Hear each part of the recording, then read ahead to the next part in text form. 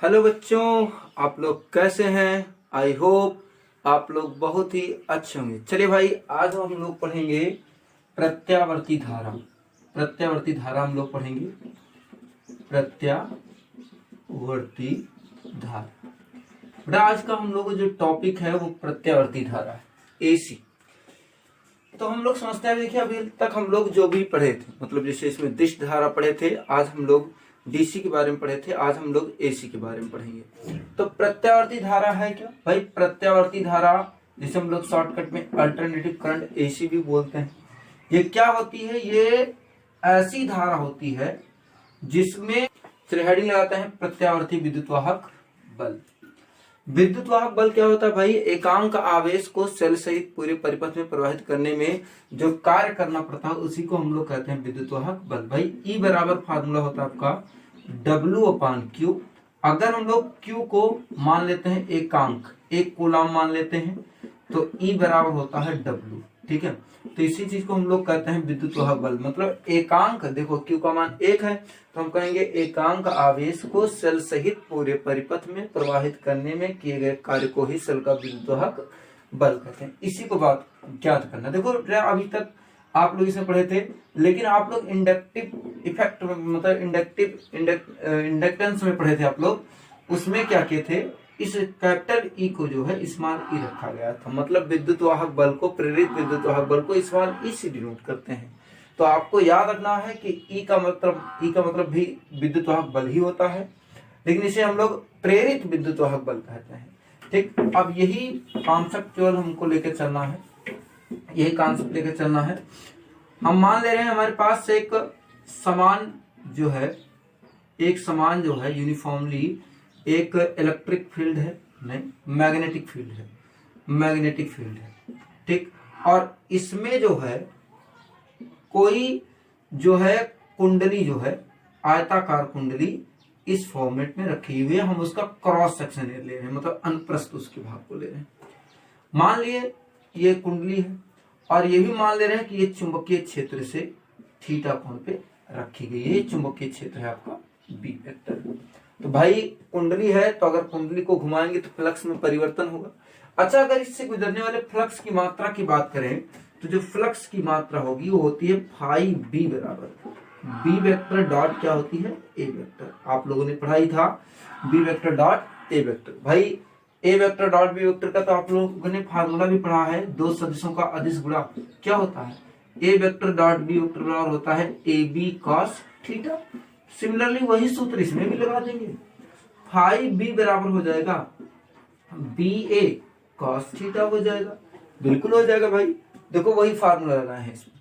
ठीक, इसलिए हो जाएगा फाई बी बराबर आपका हो जाएगा बी ए कॉस थीटा हो जाएगा। अगर हम क्या करें भाई, कुंडली को इस चुंबकीय क्षेत्र में लगातार जो है इसे रोटेट करें। लगातार रोटेट करने का मतलब समझे, लगातार इसको घुमाएं, मतलब इस सिरे को इधर ले चलें, इस सिरे को इधर ले चलें, तो आप देखेंगे कि इसमें फ्लक्स के मान में परिवर्तित होगा।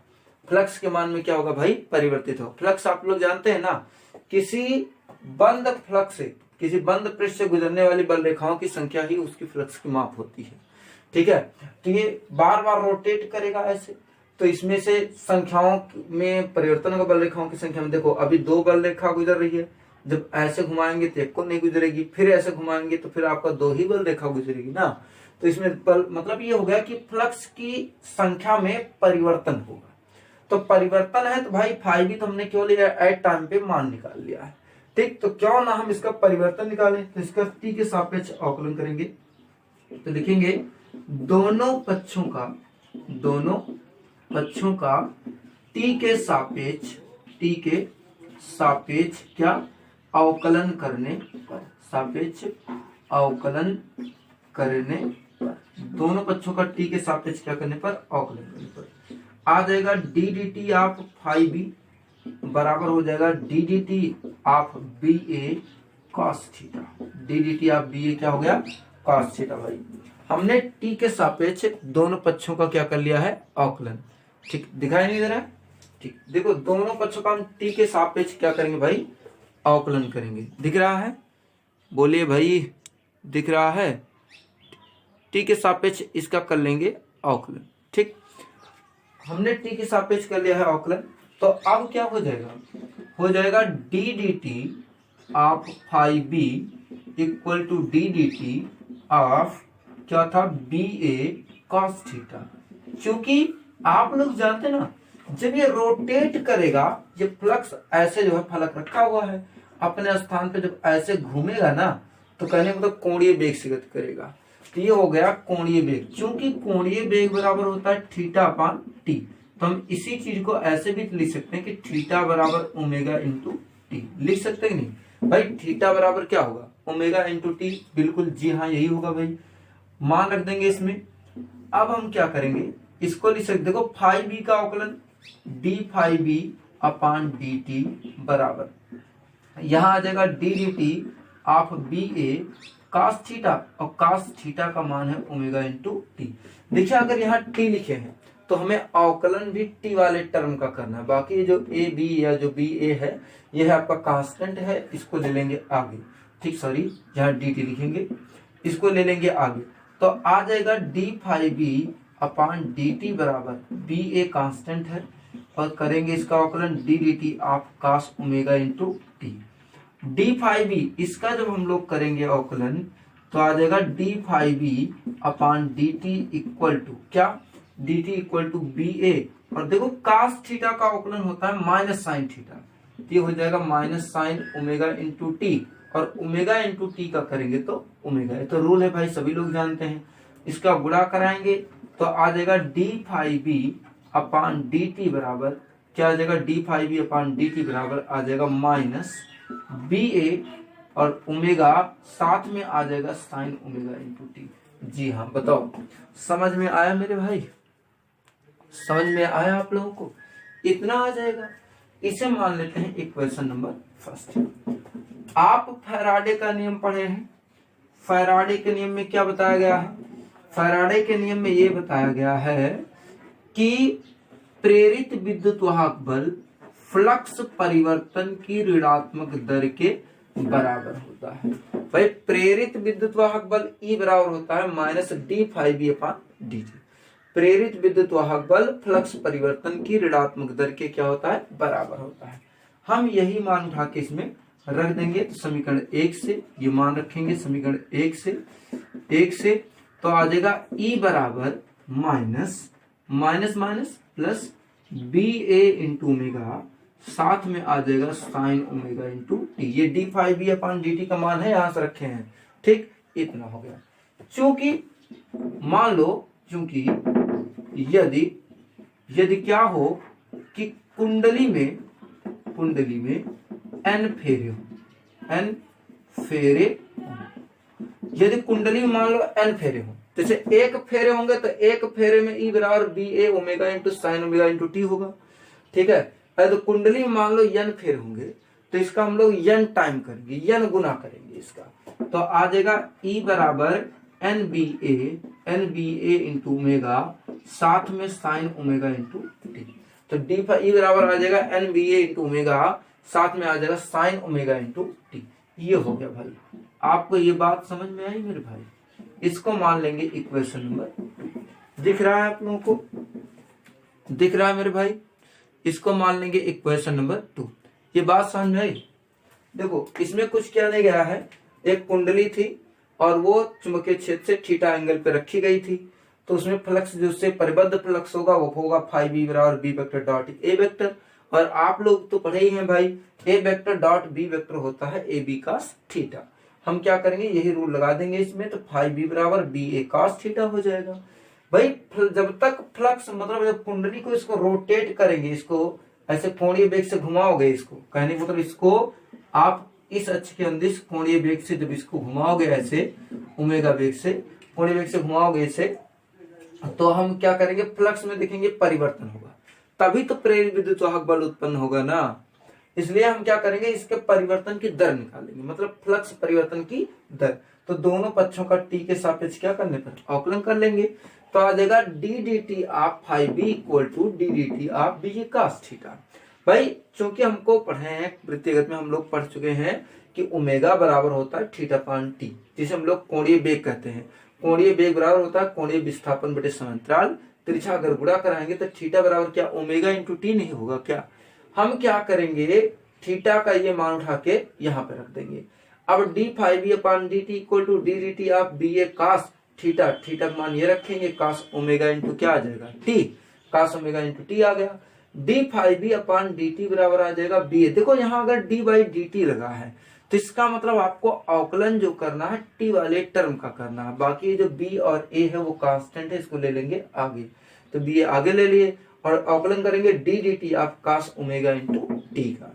देखो d five B upon D T equal to हो जाएगा बी ए, कॉस का करेंगे तो होता है माइनस साइन थीटा, तो minus sign omega into T, और ओमेगा इंटू टी का करेंगे तो आ जाएगा ओमेगा, ओमेगा गुणा आगे करा देंगे तो D five B upon D T equal to आ जाएगा minus B A omega sine omega into T. Equation number कितना मान लेंगे फर्स्ट। चूंकि आपको याद हो तो फैराडे का नियम है ये फैराडे का नियम, ये फैराडे का क्या है भाई नियम।